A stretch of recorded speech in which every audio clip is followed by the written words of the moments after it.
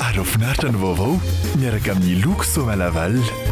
Somalaval, fanasarana maharitra. Caissine Mall dispose d'un bel environnement commercial et un parking temporaire sécurisé. Et propose divers articles de luxe et arrivages en tout genre à un prix promotionnel. Caissine Mall vous présente le JT. Noël bomba be miaraka amin'ny Tecno. Manomboka ny fahasivany volana Desambra ka hatramin'ny fahasivany volana Janoary mividiana Tecno. Tecno manolotra manao ny le JT. Tsara be le fanasana lovia, nettoie fruits rouges vaovao. Misy koa ny hanitra citron, pomme verte ary ny mandarine izay nettoie irery ihany no manana azy. Nettoie manolotra manao ny le JT. Bonobon vous présente le JT. Bonobon est un biscuit croustillant recouvert de pâte de cacahuète enrobé d'un fin chocolat. Bonobon, rempli d'émotions. Feno hery sy tanjaka manaraka hatramin'ny farany le JT miaraka amin'ny Dynamique. Dynamique, boisson énergisante numéro 1 à Madagascar. De l'énergie à boire. Passez de joyeuses fêtes avec Geoxa Respira accordique en suivant le JT.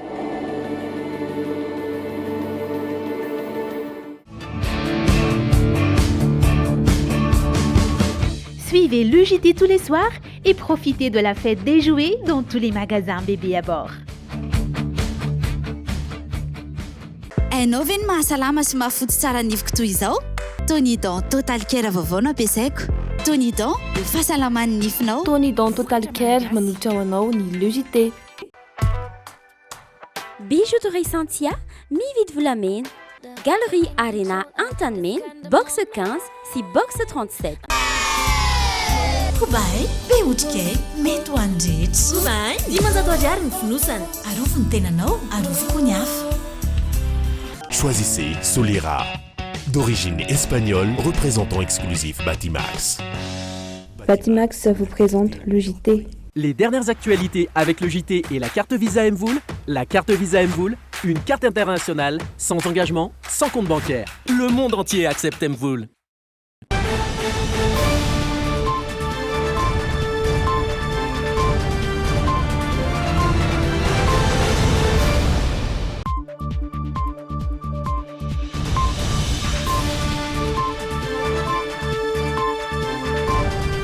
Alarobia 13 Desambra 2024 tonga soa tao anatin'ny le JT tompoko kilasy sy tompoko vavy asaina ampanazana isika anaraka izay fampalalam-baovao izay hatramin'ny farany.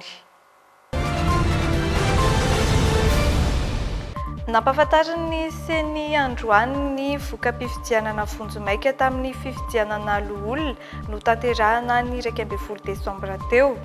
Tafaverina anaty rova ireo harem-bakoka malagasy izay natao lavanty tany Londra. Lasa roaloha ny fitantanana ny Samva ary izay no manahirana ny ben'ny tanàna ny Fanjimby amin'ny fandrovana ny fako eto Antananarivo renivohitra hoy ny mpanolotsay ny tanàna Lalatsiana Ravolomanana. Hotaterina amintsika ato anatin'ny le JT ny akony andro fahatelo ny hetsika foire fou de Noël atao eny amin'ny plaza Ampefilo sy eny amin'ny lapan'ny kolotsaina Mahamasina. Horesantsika ato anatin'ny la une ihany koa ny mikasika ny fiafaran'ny feptom-piasan'ny Seny na ny voamera-pirenena mahaleo-tena misahana ny fifidianana.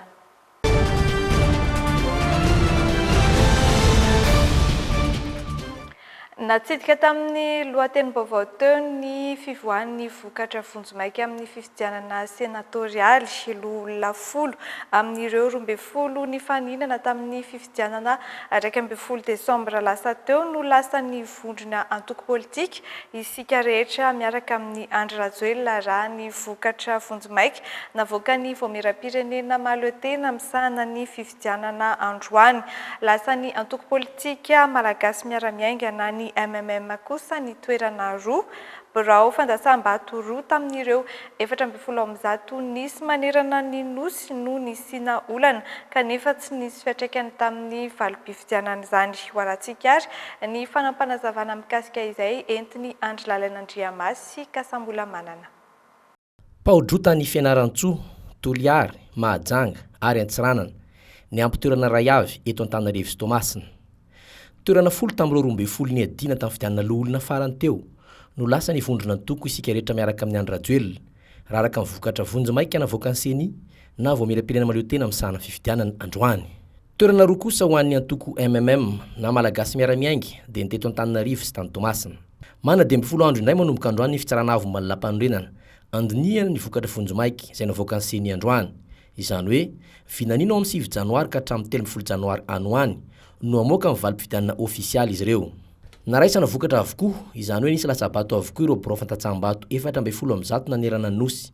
Biro mpifidianana roa tamin'ireo no nisina fitaraina sy nitrangana zavatra mila no amarinina ny seny. Mahakasika amin'ny biro fantatsam-bato laharana fa 400 ray sy 700 tao amin'ny klaka efitrano voalohany distrika Nimiandro Vazo faritra Menabe farim-pifidianana Toliara dia toy izao manaraka izao ny voka-pifidianana voarakitra tao anaty taratasy fitanana-tsoratra sy ny taratasy fanisambato.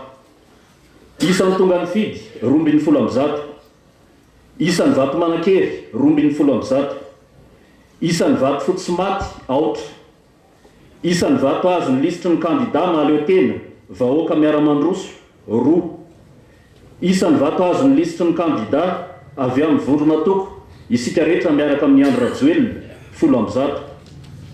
Koa satria nefa teo ampanataterahana ny asany ny sampana mpanisa vato dia namerina nanao ny fanisana ny bileta nampitainy ny biro mpifidianana ka nahitana fa tsy ampy valy ny isan'ireo vato manakery tonga tanaty valopy. Ary satria rehefa namerina nanisany vato sy nanao ny fanamarinana ny tranga voalaza ny sampana mpanisa vato ny voamera-pirenena mahaleo teny misahana ny fifidianana dia toy izao manaraka izao no hita. Isa misonita ao anatin'ny lisitry ny fidy 270, isa amin'ny sosiny bileta voatapaka 270, isan'ny bileta tokana voarainy ny voamiera 400, isan'ny vato fotsy vato maty aotra, isan'ny vato azo ny lisitry ny kandida mahaleo tena vahoaka miara-mandroso 3, isan'ny vato azo ny lisitry ny kandida avy amin'ny vondrona toko isika rehetra miaraka amin'ny andro rajoelona 100. Ary satria na izany azy dia tsy nanao fanitsina ny vokatra voarakitra tanaty taratasy fitanana-tsoratra avy amin'ny biro mpifidianana ny voamiera fa nitazona izany. Satria nandritry ny antony ny fifidianana tao amin'ny biro fandatsaham-bato laharana fa 300 ray sy 100 tao amin'ny trano fitehirizana ao Tsinjorano efitrano voalohany distrikany Morombe faritra Atsimo andrefana farim-pifidianana Toliara dia hita fototra noho ny fanaraha-maso nataon'ny mpikambana ao amin'ny biro mpifidianana fa nisy mpifidy miisa 3 nitondra bileta tokana iray avy any ivelany biro fandatsaham-bato. Ary satria noraketina an-tsoratra izany sy fanarahan-dalàna izany ary nosotonina avy hatrany ireo bileta tokana azo tamin'ny tsy ara-dalàna tena ampelantanan'ireo le mpifidy ireo ary nampiarahana amin'ny antota taratasy mpifidianana izay ampitaina amin'ny fitsarana mahefa. Androany namoaka vokatra vonjy maika tamin'ny fifidianana lolona farany teo ny voamera-pirenena mahaleo tena misahana fifidianana sady mety asana fifidianana farany iandreketany ity seny ity ao anatin'ny feptom-piasany izay farana amin'ny taona ho avy io. Ifarana amin'ny taona ho avy io ny feptom-piasany ny voamera-pirenena mahaleo tena misahana ny fifidianana na ny seny ny fanjibo no karakarainy io rafitra nasionaly io ny fifidianana filoham-pirenena sy olombavambahoaka ben'ny tanàna mpanolontsain'ny tanàna ary ny fifidianana loholona izay vao nitanterahana farany teo. Betsaka ireo ezaka vitany sy ny fanovana nentina raha ny fanazavan'ny filohan'ny seny Rakotomanana Hery Androany mitatotra ny vaovao koa sy Angela Lainandriamasy Kasambola Manana. Nisy 20 oktobra 2024 no nao fianianana ireo mpikambany seny misa 9 mirahalahy amin'ny Rosivy voalazany lana 2024 tsipika 420 mikasika ny rafitra nasionaly mahaleo tena isahana fikarakarana sy fitantana ireo fifidianana antsoina hoe seny na voamera-pirenena mahaleo tena misahana fifidianana. Na tsy mbola ampiraizy izy ireo tamin'izany dia efa nandraikitra ny fikarakarana fifidianana izay oloolona nisy 20 desambra 2024. Taorin'izay vao nanendry ny hosolo-tena ny antemerandolona ka ny volana May 4 natanteraka ny fianiana ny mariary arina rivony ireny. taorino dia mifandimy ny karakara inseni ny fidianana filom-pirenena fidionana voalohany sy faharoa ny taona 2014 ny fidianana solomavambahoaka sy fidianana ben'ny tanàna sy mpanolotsain'ny tanàna ny taona 2014 ary fidianana lolona faranteo niezaka nisy fanatsarana goavana ny seni nandreo asa goavana nataon'ireo na dia nisy tsy mifanaraka tamin'ny lalàna sy lampanorenana azy zany.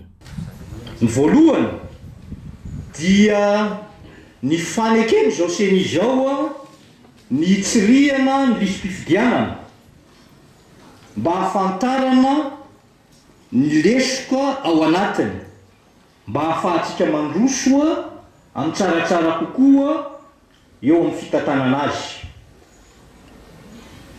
Faharoa, ny faneken'ny seni ihany koa hitsirihana ireo kajy mirindra hitantanana ny fifidianana. Izany no natao dia teo anatrehany rehetra dia mba hialana amin'izay mety tsy fahatokisana izay mitoetra tany anatiny tsirairay avy tany.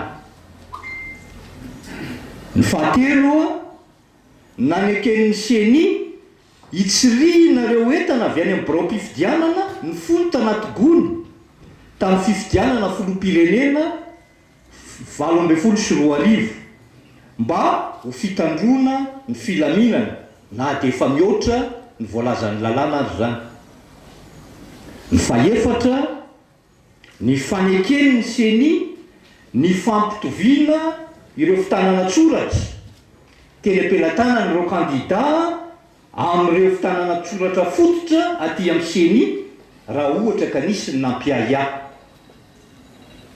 Fahadimy, ny nanokafan'ny seni sehatra na azahoana ny fanakalo-hevitra tamin'ireo mpiara-miombona antoka rehetra manodidina ny raharaham-pifidianana. Tao anatin'izany ny fiarahamonim-pirenena, ny mpanao gazety, ny fiarahamonina politika ary ireo sampandrahara mpanjakana voakitiky ny fifidianana. Nisy tamin'izany sehatra zany no natao taty amin'ny Foibe, fa nisy ihany koa no natao tany amin'ny distrika rehetra manerana ny Madagasikara.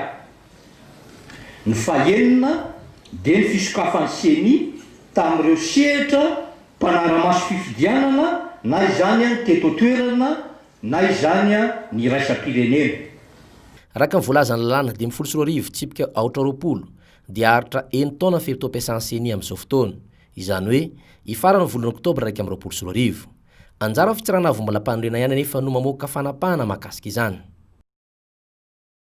Lafim-baovao hafa kosa indray tafaverina anaty rova ireo harem-bakoka malagasy izay natao lavanty tany Londres. Tafiakatra 7,400 euro ny totalbidin'izy ireo noho ny abesaky ny olona liana tamin'ny fandraisana anjara nandritra izay lavanty izay.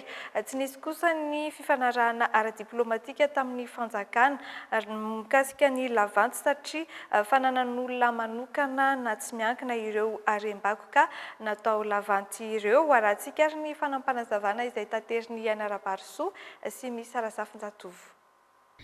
Akanjon'ny mpanjakavavy Ranavalona fahatelo, Bacolon, poketra fasiana fitaovam-panjairana, sary efa antitra amanjatony ary taratasy ny fanakalozana isan-karazany sy ny diary ny ilay ramatoa nitahiry azy ireo no notokanana androany teny anaty rova. Nosokajina ho harem-bakoka ireo kojakoja ny mpanjaka izay voatahiry ireo ka novidian'ny governemanta malagasy mitetina 7,400 euro rehefa natao lavanty tany Londres ary izao tafapetraka somatsara ao anaty rova izao. Misy miteny fa maninona no mividiana vola nefa maninona ny tantaro mpiandrianana Ranavalona fahatelo tsy nividiana vola dia satria tsy sotra ny antony fananan'olona manokana, izany hoe collection privée ireto harem-bakoka izay azontsika nanaovana lavanty ireto. Amin'ny mahafananan'olona tsy miankina izay dia tsy hananana ny fitondram-panjakana britanika fahefana akory ka hoe fifanarahana tamin'ny fanjakana britanika no mety nazahoana azy tahaka ny tantarom-piandrianana hoe tanatina musée frantsay izy dia noho izany ny fitondram-panjakana frantsay nanaovana ny fifanarahana. Dia amin'ny fifanarahana hoe eta-etana fanjakana samy fanjakana dia matetika moa hoe tsy resaka vola zany fa fifanarahana ara-diplomatika, fa tia tsisy resaka fifanarahana diplomatika fa tena hoe iza no dia tsy maintsy nandray anjara isika tamin'ny alalan'ny fanapahan-kevitra noraisy ny filohan'ny repoblika mba hahafahantsika mamerina n'izay arem-bakoka izay eto Madagasikara. Araka ny efa nambara teo aloha dia natokana ho toerana fitahirizam-bakoka azo tsidihana na musée ny fitantanana ny ao anaty rova. Tsy maintsy isy araka izany ny vidim-pidirana ho amin'izany, indrindra ho an'ireo mpizahatany, satria natao ampihodina ny toe-karena ihany koa ny fananana musée tahaka izao, hoy ny ministry ny serasera sy ny kolotsaina. Anatin'ny fandaniana ny rafitra araky ny lalàna, satria mazava azy fa tsy maintsy misy ataontsika hoe rafitra araky ny lalàna ao anatin'ny fitantanana ny rova amin'ny fanjakana azy, fa tsy hoe alefa fotsiny ohatran'izao. Dia ao anatin'ny fandaniana tanteraka an'izay ny ministera ny serasera sy ny kolotsaina miaraka amin'ny gouvernemanta zany sy ny fiadidinan'ny repoblika ivoaka tsy ho ela izay fa ny tanjona dia hoe mba ho takatry ny be sy ny maro zany dia mba ahafahantsika misarika andreo mpizahatany ihany koa, satria na tiana na tsy tiana dia natao mba hampihodina ny toe-karena ihany koa ny fananana musée lehibe tahaka an'izao. Aorian'izao dia mbola lara-pamehan'ny fitondram-panjakana amin'izao ihany koa ny hamerenana aingana ilay kabetso na karandohan'ny mpanjaka toera ao amin'ny musée de l'homme ao Paris, izay mbola mila fifanarahana maromaro iarahana amin'ny fitondram-panjakana frantsay. Fa lasa rolo ny fitantanana ny samivata aorian'ny fitondran'ny tompokilahy Guily Razanamasy, ary izay no manahirana ny ben'ny tanàna ny fandimby amin'ny fandrofana ny fako teto Antananarivo, raha nambaran'ny mpanolotsain'ny tanàna Lalatsina Ravololomanana. Nitondran'ny fanazavana ihany koa ny mikasika ireo camion maherin'ny 30 izay nomena ny samiva. Mitatitra ny vaovao mikasika izay ity sary narindran'ny Doda Rajarinjato ity. Raha iverenana kely ny tantara, natsangana voalohany ny samivata amin'ny andro ny tantanan'ny tompokilahy Guily Razanamasy ny tanàna n'Antananarivo, ary teo ambany fiahiny ny commune tamin'izany. Lasa rolo nefa ny fitantanana ny samiva taty aoriny, ary lasa teo ambany fiadidiany ministeran'ny rano. Filohan'ny filakevim-pitantanana ny samiva ny ben'ny tanàna, saingy tsy mahatapaka irery ny asany ilay sampandrara misana ny fikojanana Antananarivo. Mieritreritra angamintsika amin'izao fotoan'izao hoe mitovy frena ny ben'ny tanàna ankehitriny sy ny mpitantana dia tokony ho moramora kokoa tsia. Io dia resaka rafitra mihitsy le izy, resaka procédure. Nisanisa merateo tao aoriana ny tompokilahy Guily Razanamasy rehefa niverina tany lasa tany amin'ny ministera ny fitantanana ny samiva dia sahirana foana. Tsy ahivina fa volana Desambra eritaona toy izao no vatsian'ny fanjakana camion maherin'ny 30 sy fitoeram-pako mihoatra ny 700 ny samiva. Mampametra-panontaniana ny mpanara-baovao arak'izany hoe inona no mahatonga ny fako eto an-drenivohitra tsy mbola afaka. Tsy ampy eritaona akory dia mibetsaka ny camion maty tsy mandeha zany 10 na 13 sisa angamba raha tsy diso raha be indrindra no camion samiva fa manala fako. Kanefa raha ny zava-misy raha mandeha daholo le camion 730 tokony tsy hanana olantsika amin'ny fitaterana ny fako makany Andralanitra. Amafisin'ny mpanolotsain'ny tanàna n'Antananarivo Lalatsina Ravololomanana ny famerenana ny fitantanana ny samiva amin'ny commune. Na izany azy andanin'izay manohy ny fandraisana andraikitra ny CUA ka manampy fiarabe miisa 10 ho an'ny samiva. Hoety manatanteraka ilay opération coup de poing izay mikendry ny fanadiovana ireo toerana fitobian'ny fako eto an-drenivohitra. Isan'ny horesantsika mandritra ny vaovao ao anatin'ny actu ny fitandrona ny fandriampahalemana mandritra ny fety.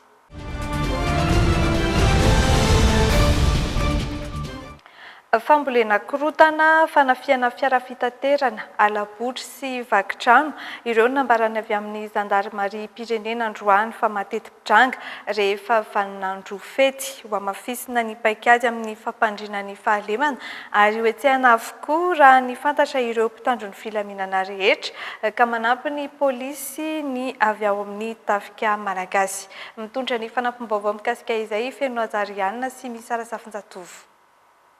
Karazan'ny maro ireo endrika tsy fandriam-pahalemana miseho manderana ny nosy rehefa vanim-potoana ny fety tahaka izao, fanendahana, alabotry sy fanafiana mitapy-adina.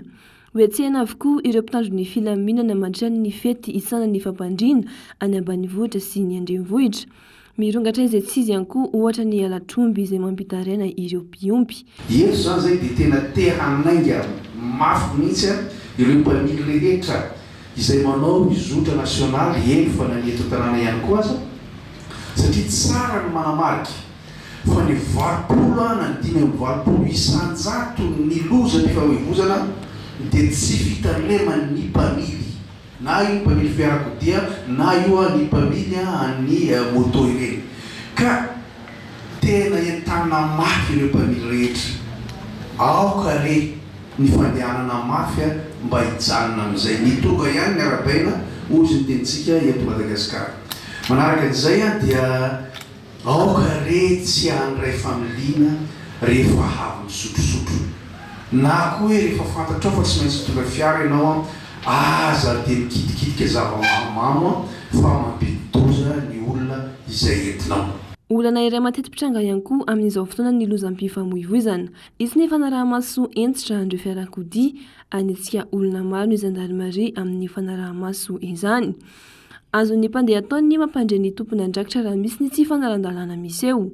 Dia efa misy ny fepetra ihany koa manokana efa noraisina ary mbola mamafisina zany amin'izao farany taona izao. Ny resaka tontolo andrenivohitra zany dia efa mandray an-tàna tanteraka momba zany ny ao amin'ny polisim-pirenena isy ny ataontsika hoe renfort avy eo amin'ny tarika zany mahakasika an'izay ny any amin'ny tontolo ambanivohitra moa dia efa any raha teo zandaran'ny firenena miara-miasa amin'ny olona avy eo amin'ny tafika amin'ny fisedrana zany an'ireny olona rehetrarehetra mahakasika ny alatromby sy mahakasika ny asan'ziolahy isan-karazany ireny. Miantso ny fiara-miasa avy amin'ny vahoaka hatrany ny gendarmerie manoloana ny tsy fandriam-pahalemana.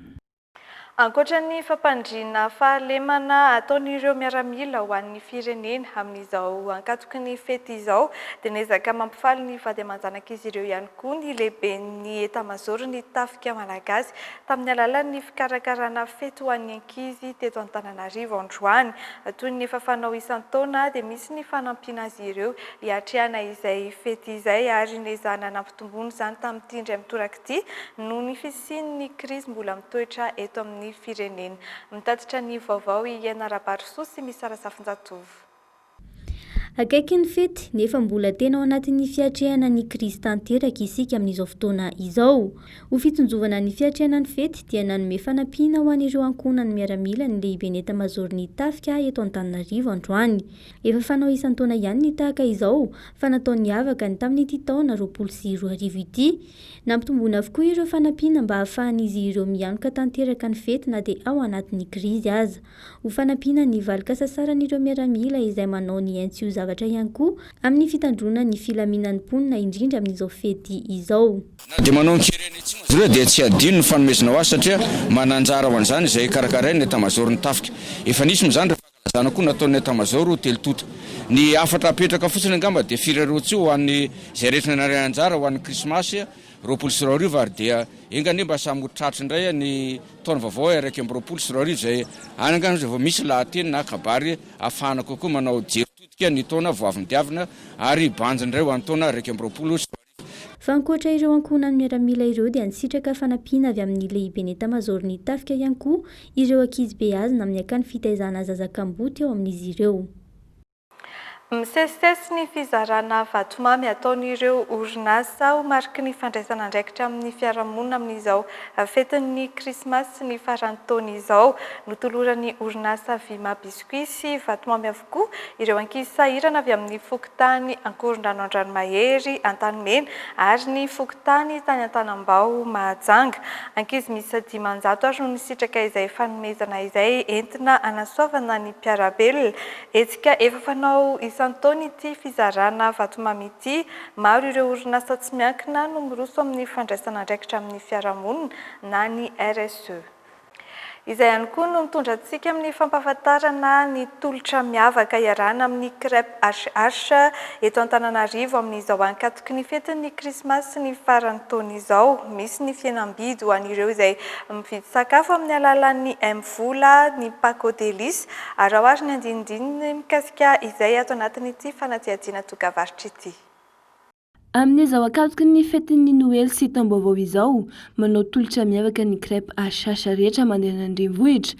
Natao amin'ny vidiny mirary ankehitriny ny Paco Délice. Araka ny alalana ny crêpe achasha hatramin'izay moa dia manolotra tolotra foana izahay rehefa anatin'ny vanim-potoana fety toy izao.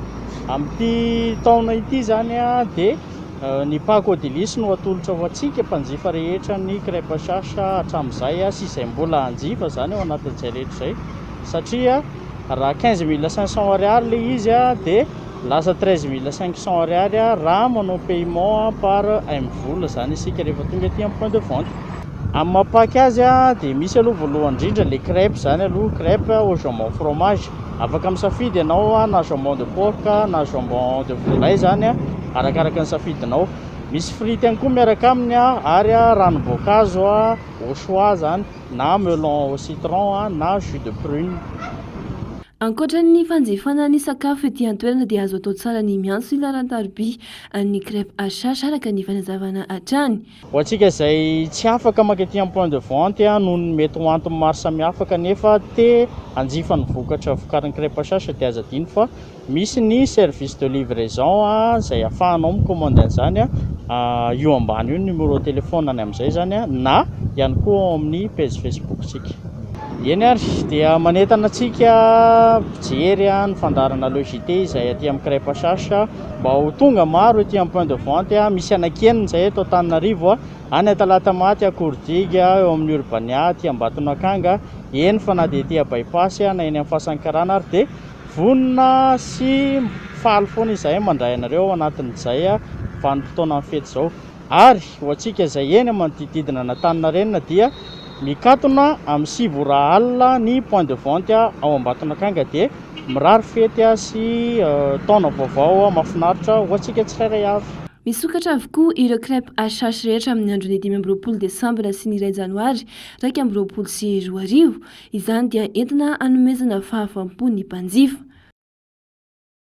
Isaorana hatrany isika manaraka ny logité amin'izao ora izao anoizantsika ny fotoana ny akon'ny andro fahatelo ny hetsika foire fou de Noël izay karakarain'ny Canal 720 tanterahany eny amin'ny plaza Ampefilo sy eny amin'ny lapan'ny kolontsaina sy ny fanatanjahantena eny Mahamasina. Mitohy hatrany ny tolotra izay ataon'ireo mpivarotra mandray anjara ao anatin'izay hetsika izay ho an'ny rampitso izay hiafaran'ny hetsika indrindrindrindra natao hanomezana fampo ho an'ny rehetra amin'izao ankatoky ny fety Noël sy ny faran'ny taona izao moa ny hetsika foire fou de Noël ary ahitana entana maro isan-karazany azo isafidianana tsara. Rampitso dia hifatrana ny foire fou de Noël karakarain'ny Canal 720 nanomboka ny alatsinainy teo. Mbola marobe anefa ireo entana isan-karazany noman'ny ireo mpivarotra eny amin'ny plaza Ampefilo sy eny amin'ny Palais des Sports Mahamasina izay miandry antsika hatramin'ny rampitso. Hanomezana fahafaham-po ny mpanjifa rehetra hiatrika ny fety dia manome fihenam-bidy avokoa ireo trano efa hita ao anatin'ireo toerana misy ny foire fou de Noël ireo. Amin'izao fotoana izao dia manao promotion tena mora be mihitsy izay satria tia manao palette zay palette Jacqueline ty tena tsara be mihitsy pigmenté be izy miaraka amin'ity pinceau ty 30 000 ariary fotsiny retoretra reto miaraka. Manasa antsika ho tonga aty amin'ny plaza Ampefilo atorianan'ny fivarotana BMO misy anay vao miditra dia tonga dia izay dia manentana anareo tonga aty. Ka amin'ny 3,000 ariary dia efa mahazo entana aty aminay. 3,000 ariary dia efa mahazo 2,000 3,000 dia miakatrakatra arak'izay zavatra tadiavinareo. Ny produit de beauté rehetra manomboka avy any amin'ny kely indrindra ka hatrany amin'ny lehibe zany dia misy ato aminay daholo izay tadiavinareo rehetrarehetra mahakasika maquillage indrindra. Toy izao 150 000 ariary dia ataonay 50 000 ariary izy aty amin'ny plaza Ampefilo. Rampitso isan'ny farany dia manasana rehetrarehetra ho tonga aty fa tena mahafinaritra be. Afa-po daholo izay olona tonga aty misy sakafo misy rehetrarehetra koa aty ahafahanareo mijery an'izay. Ankoatran'izay moa mivarotra talon ihany koa izay efa ho avy ny Krismasy ohatran'ity ohatran'izao nananay en promotion izy aty 80 000 ariary. Stand 47 Oversell Barina misy page Facebook koa izay Oversell Barina izay ny anaran'ilay izy.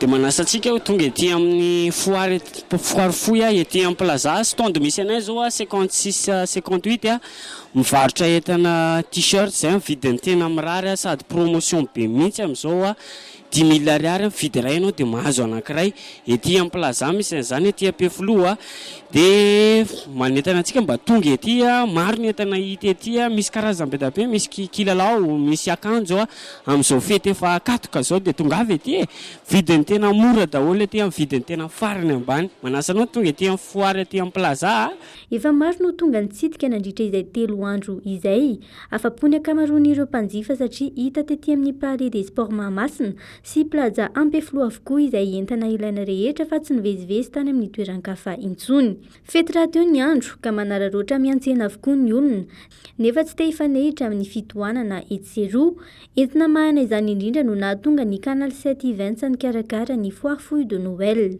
3 andro izay no nanatanteraina ny hetsika foire fouille de Noël tetỳ amin'ny Palais des Sports Mahamasina sy eny amin'ny plaza Ampefiloha. Nandritra n'izay 3 andro izay dia azo lazaina fa maro dia maro tokoa ireo fitsidika izay tonga tetỳ amin'ny foire fouille de Noël. Mbola misy ny hetsika izany hoe mbola mitohy ny hetsika raha ampitso alakamisy fa 4 ny volana desambra raha ampitso ny faradoboka ho anareo izay mbola tsy tonga tetỳ amin'ny foire fouille de Noël ety amin'ny Palais des Sports Mahamasina sy eny amin'ny plaza Ampefiloha. Fihenam-bidy maro no hita ary tolotra be dia be mihitsy no hitanareo ety koa tonga avy anareo fa tsy ho diso fanantenana mihitsy fa karazana entana maro no hitanareo ety amin'ny foire fouille de Noël. 2 ariary hatrany ny vidim-pidirana ka manentana ny rehetra ho tonga maro be eny amin'ny Palais des Sports Mahamasina sy eny amin'ny plaza Ampefiloha anararoatra ny fihenam-bidy atolotra ho an'ny rahampitso andro faran'ny foire fouille de Noël amin'ny ity taona 2024 ity. Amin'ny 7 maraina dia efa misokatra ny vavahady. Ny anampy vehivavy aleo teny eo amin'ny fiarahamonina izay no fanamby apetraky ny fikambanana vehivavy andrin'ny firenena. Misy arak'izany ny fiofanana arak'asa toy ny zaitra izay omenan'ny vehivavy tsy adinoina ihany koa ny fiofanana ara-pahasalamana toy ny fandrindram-piterahana. Ho an'ny faritra loatra Mangory dia efa mihoatra ny 750 ny mpikambana ao anatin'izay vehivavy andrin'ny firenena izay hatramin'ny volana Oktobra no makatỳ. 2 volana lasa izay naorina tamin'ny Oktobra 2024 ny fikambanana vehivavy andrin'ny firenena. Misafidy ny isana ny lafiny sosialy ka iahina manokana ny vehivavy sy tsinjovana ny ankizy ao anaty fahasahiranana. Sanasa efa natao ohatra ny fampiofanana ny vehivavy ny momba ny lafiny ara-pahasalamana toy ny fandrindrana ny fiainam-pianakaviana. Manampiana azy ihany koa mba aleo tena eo anivon'ny fiarahamonina ao anatin'ny tokantrano, manome formation ana zaitra, mandro sakafo sy ny sisa sy ny sisa. Ny association vehivavy andrin'ny firenena dia fikambanana izay mifokona ao anatin'ny faritany Toamasina fa ny anombohana anazy dia atao amin'ny faritra Aloatra Mangoro. Ho fanohanana ny fikambanana vehivavy andrin'ny firenena, misy ny fampitaovana avy amin'ny mpiara-mombon'antoka izay namatsy milina fanjairana ampolony eo. Fanampiana mifameno amin'ny vinan'ny fikambanana mifanometanana ho soiombonana. Eo ihany koa ireo kilalao ho an'ny ankizy sahirana izay beazina sy ampiny ny fikambanana vehivavy andrin'ny firenena. Dia ankoatran'ny hoe ny lafiny teknôlôjia sy ny fandraisan-drahitra amin'ny association sosiala dia manao donation ohatr'izao zany fanampiana indrindra ny vehivavy sy ny ankizy. Raha nisan'ny mpikambana mihoatra ny 750 zany hatreto avy amin'ireo distrika 5 any amin'ny faritra Aloatra Mangoro. Misy ny avy amin'ny distrika Anosibeanala, Moramanga, Amparavaravola, Andilamena ary Ambatondrazaka. Fa mahatratra 100 ny fahatsiantoky ny mpanao asa tanana vokatry ny krizy nateraky ny coronavirus. Misy amin'izy ireo no lasa miditra an-tapitrisany ho fampiozinana izay sehampiarina izay. Ny fampiroboroboana ny tsena anatiny kosa hatreto no vahaolana ilofosan'ny mpandraraha mivelona amin'izay asa tanana izay fanatsiajiana eo amin'ny sarina rindran'ny kasambola-manana. Eropa, États-Unis, Canada. Reo ny firenena mpandray ny lambalanty sy ny petakofehy vokarnelianina. Ny antony efa ny fanondranana noho ny krizy nateraky ny coronavirus ka niteraka fahasahiranana ara-bola ho an'ireo misehatra amin'izay asa tanana malagasy izay. Vokatrosa fa misy fianakaviana mpirehetam-po any ivelany dia ireo no mikamana vola aloha dia izay no hanina na ny karaha mampiasa ara zany dia mbola zareo ihany zao mandoa ny efa surproduction zany zay satria efa nanomana hoe nandeha any ivelany zany le mivarotra zany dia tsy mikizana indray aloha zany le smok fa nanao zavatra kely zany ohatr'itony dia mba hoe amin'ny veto ohatr'izay. Mahatratra 100 ny fatiantoka vokatry ny krizy ara-pahasalamana hoy ny mpandraharaha misehatra amin'ny asa tanana tafaresaka taminay. Vahaolana hitan'izy ireo ny fampiroboroboana ny tsena anatiny hatreto. Misy miteny hoe lafo ny entana vita malagasy fa raha ny tena marina zany ny fotoana anaovana azy dia mila fotoana lavalava kokoa ahafahana mamokatra azy dia iny zany ny karazana ohatrany hoe fanomezan-danja an'ilay mpanao asa tanana ny mampiakatra kely ny vidin'ilay izy. Ho an'ny ministera ny varotra manokana, misy ny politika apetraka ahafahana mikaroka sy manitatra lalam-barotra ho an'ny asa tanana. Efa nisy ny fametrahana karazana plateforme en ligne anankiray ahafahana ireo mpanao asa tanana miditra ao anatiny jerena izay aiza mitana marché izay anisan'izay izay zavatra izay dia io tsy hijanona amin'izay plateforme izay ihany fa miregroupe ny chaîne de valeur rehetra izay ny artisanat zany. Ho fisarihana ny malagasy hanjifa ny vokatra eto an-toerana indrindra no tanjon'ny Lili ka nanita-kevitra izy ravahany sary hosodoko ny tavoahangy sy ny bocal tsy ampiasainy intsony mba ho lasa haingon-trano na fitaovana hafa azo ampiasainy indray. Amin'izao fotoana izao ny zavatra betsaka dia anaty bocal daholo zany ronono, confiture, inona na dia rehefa vita iny dia arina. Izay mety azo atao izay fanofana.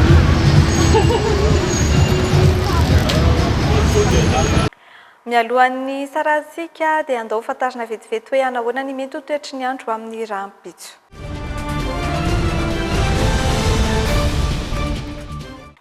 Omenantsika vetivety aloha ny fampitam-baovao amin'ny meteo malagasy momba ilay rivo-doza izay vinavinaina ho lasa tempête tropicale modérée rahampitso alakamisy 24 Desambra ary kisaka anatona ny morontsiraka avaratra sy afovoany atsinanana izy atao anatin'ny 4 andro avy ary tombanana hipaka antanety ny farany herinandro izao.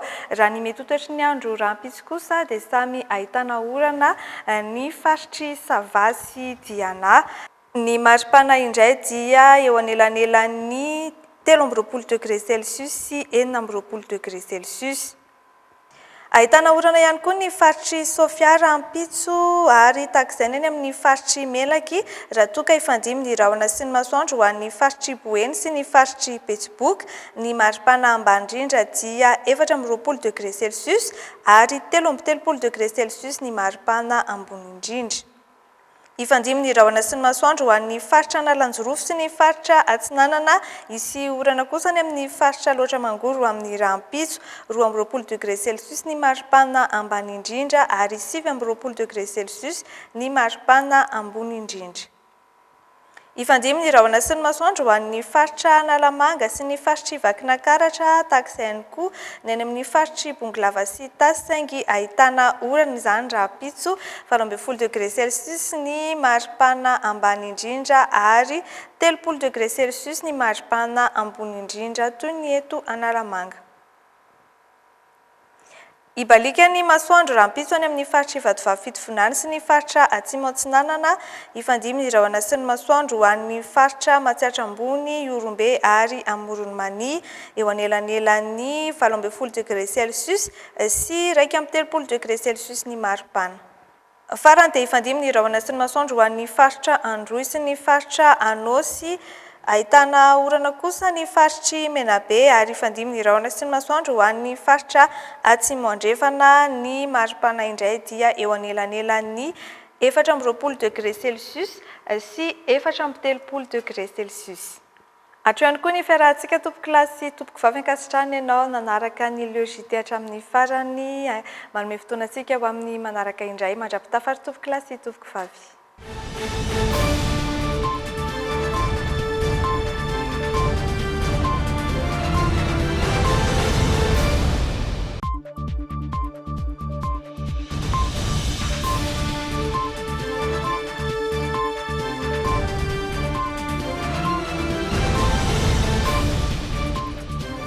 Les dernières actualités avec le JT et la carte Visa Mvoul. La carte Visa Mvoul, une carte internationale, sans engagement, sans compte bancaire. Le monde entier accepte Mvoul. Bonobon vous présente le JT. Bonobon est un biscuit croustillant recouvert de pâte de cacahuète, enrobé d'un fin chocolat. Bonobon, rempli d'émotions. Bonobon! Tsara be le fanasana lovia, nettoie fruits rouges vaovao. Misy koa ny hanitra citron, pomme verte ary ny mandarine izay nettoie reriany no manana azy. Nettoie nanolotra ho anao teo ny Le JT. Caissine Mall dispose d'un bel environnement commercial et un parking temporaire sécurisé. Et propose divers articles de luxe et arrivages en tout genre à un prix promotionnel. Caissine Mall vous a présenté Le JT. Noël bomba be miaraka amin'ny Techno. Manomboka ny fahasiviny volana Décembre ka hatramin'ny fahasiviny volana Janoary mividiana Techno. Techno nanolotra ho anao ny Le JT. Choisissez Solera, d'origine espagnole, représentant exclusif Batimax. Batimax vous présente Le JT. Hainao ve ny mahasalama sy mahafotsy tsara nifiko toy izao? Tonidon Total Care vaovao no ampiasaiko. Tonidon, fahasalaman'ny nifinao. Tonidon Total Care nanolotra ho anao teo ny Le JT. 20 taona ny ara-dalana sy ny kozako sanany moteranao samy solobe horirika. Arao tsy tapaka atao anatin'ny Le JT. Japonais ary européenne. Découvrez l'actualité et démarrez l'année en beauté avec les peintures Soma Laval. Soma Laval, embellir durablement. Feno hery sy tanjaka manaraka hatramin'ny farany Le JT miaraka amin'ny Dynamique. Dynamique, boisson énergisante numéro 1 à Madagascar. De l'énergie à boire.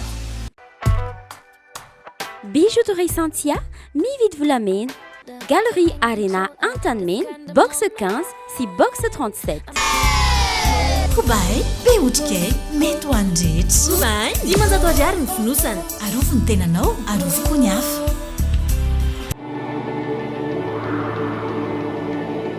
Passez de joyeuses fêtes avec Geox Respira accordique en suivant le JT.